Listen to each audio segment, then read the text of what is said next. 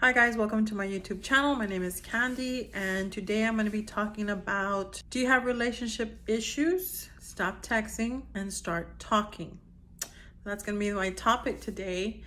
It's crazy how when Alexander Graham Bell invented the telephone, it's crazy how it was going to connect all of us anywhere, anytime with anybody in the future.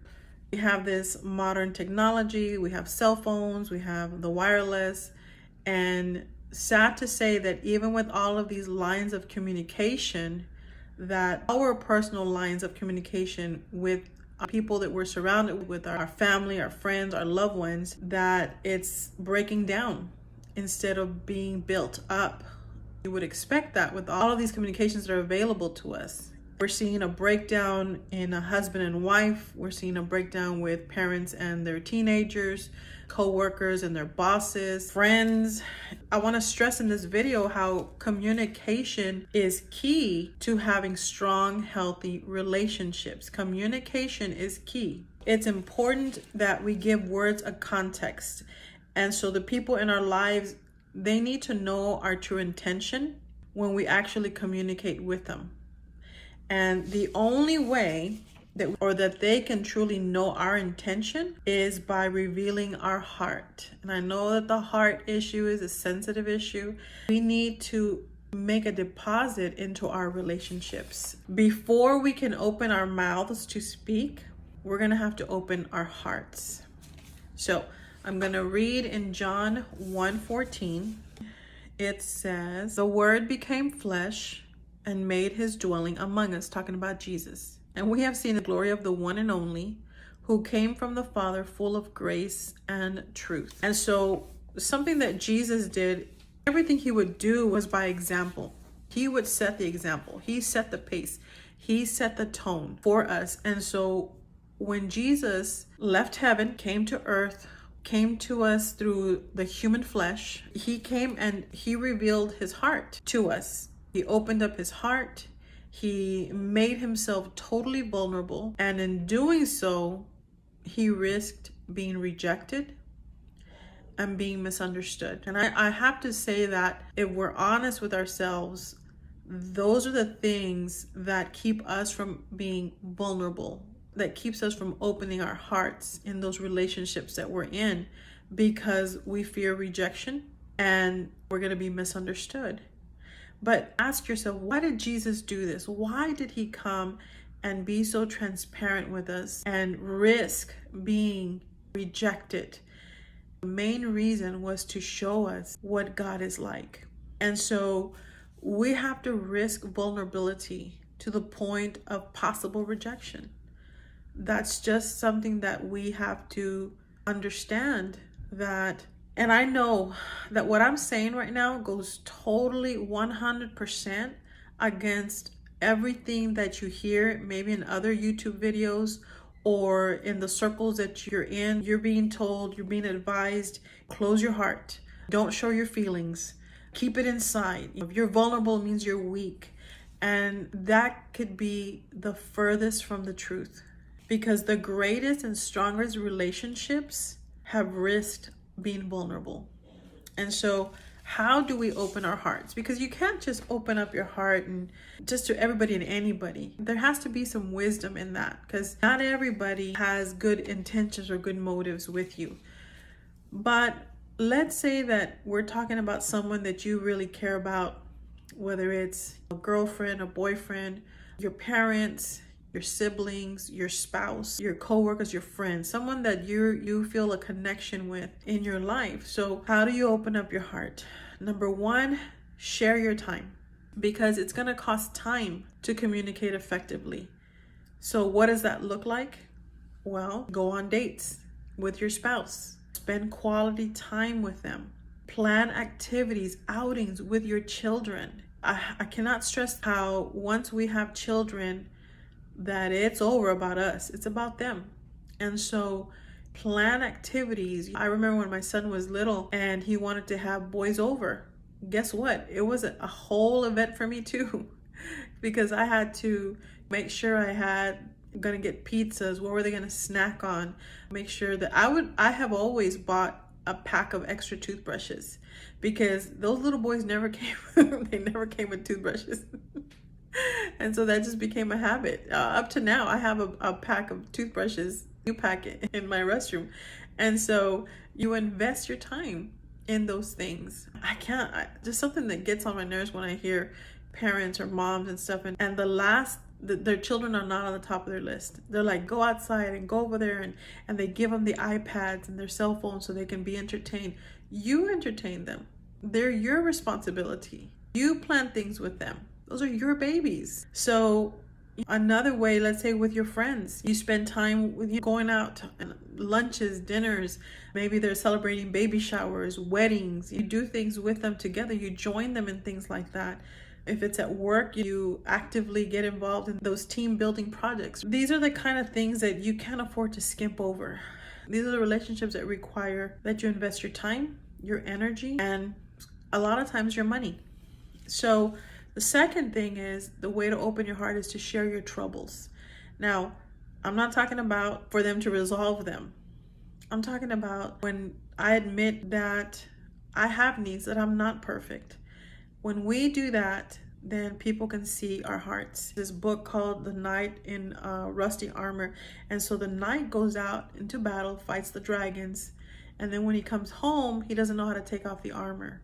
And so we need to be okay to show our human side in order to connect with others. Be vulnerable and expose your heart and admit that you have needs. That it also means that you admit your mistakes and share what you're really thinking. There's some people, if you happen to be in a leadership position, people are drawn to leaders who are strong enough to share their weaknesses. That is a big quality. That is a strong quality in a leader. The third thing is listen, or learn to listen before speaking. Really stop and listen when someone's talking to you. If it's your significant other, if it's your spouse, if it's your child, if it's your friend, really listen, look in their eyes. And because a lot of times, I know I've done this, when they're talking, I'm thinking about what I'm going to say back to them. I'm thinking of a comeback, or I'm thinking of what I'm going to say next. Or sometimes I'm there, but I'm not really listening. I'm thinking about, what am I going to have for dinner? I got to go pick up so-and-so, right? The kids or whatever. And so some people, they're hurting, and you don't have to be a professional counselor. You don't have to be a social worker to just really see the need around you. If you listen carefully, you may actually hear their hurt and connect with them in a deeper level. So that means, as I said, you actually stop and listen, look into their eyes, and try to learn them. Try to see what their interests are, what their passions are, what is going on. Put your cell phones down and have an actual conversation with each other. Something that my son came up with this. When we go out, when it's just me and him, I try to have him invite me on a weekly basis. Usually it has happened. But one of the things when we started doing that, he would go eat lunch or dinner, whatever. And he says, the very first time that we started doing that, he says, Mom, put your phone away. They are born with, the babies nowadays, they're born navigating through iPhones, screens. And that really impressed me, that he saw the importance of us to have that time to talk. And so that's what we do. We put our phones down and we actually talk during a meal. People in our lives, they want to be noticed, they want to be listened to, and they want to be understood. So something that I'm going to point out is that God created us with this longing to be totally understood. We want to be seen, and not necessarily like someone that's got it all together, because that can be exhausting. Trying to portray to others that you've got it all together and there's no flaws, no imperfections. That can be draining. We want to be seen as we really are. And so we want someone to look at us, look into our heart, and with all the imperfections, with all the flaws, and still love us. The fourth thing in opening your heart in your relationship is speak the truth, because when you do that, it builds trust.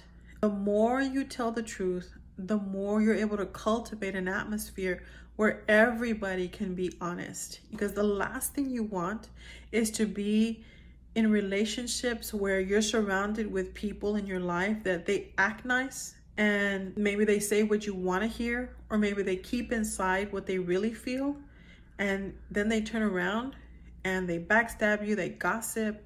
You don't want that. You want the atmosphere in your relationships to be true. Now, I'm going to read Ephesians 4:15, and I've read this before in another video. It says, "Instead, we will lovingly follow the truth at all times, speaking truly, dealing truly, living truly," right? So you want to have genuine and honest communication, because that's going to build a great business if that's what you're working on. It's going to build a great family. It's going to build a great marriage. And to tell you the truth, when you season it with grace, then your communication, it just furthers that relationship. When you season it with grace, meaning that you leave room for that other person also not to be perfect. It's okay, right? That you make them feel comfortable and safe, that they can be themselves. Now, when you're angry, you need to talk about it. Not yell, not scream, not text, not blast it on Facebook or other social media platforms, but talk to each other. When you're hurt, you need to talk about it. When you have a strong opinion, you need to share it. Not yell it, not scream it, talk. Because how you share the truth is just as important as the words themselves. If you respect those that speak truth into your life, whether you agree with it or not, then what's going to happen is that they're going to realize that you value them. And when they see that, it's going to improve your future communications. It's going to be easier to be able to work through things, talk through things, as you create that space for those people in your life. And so something that I've learned in my relationship with God is that I really communicate so much better with people in my life when I'm actually connected to Him first. For example, if you're married, you're going to grow close to God. And as you're doing that, you're growing closer to each other. And so this works in any relationships that you have, not just if you're married. If you're single, if you're a parent, if you're an employer, it doesn't matter what relationship, with your coworker, it doesn't matter. This works in every relationship, every level of relationship. So if you're having relationship issues, instead of texting or trying to deal with it over texting, don't do that. That's going to make it worse sometimes. A lot of times it makes it worse, because when you're texting, you can't hear the tone or you can't identify where it's coming from, and it just adds on to the problem. And so learn to talk. But before you actually talk, I would advise you that you call on God, that you ask Him to open that person's heart. And then when He does, that He give you the words to say, not the words to text, but the words to say.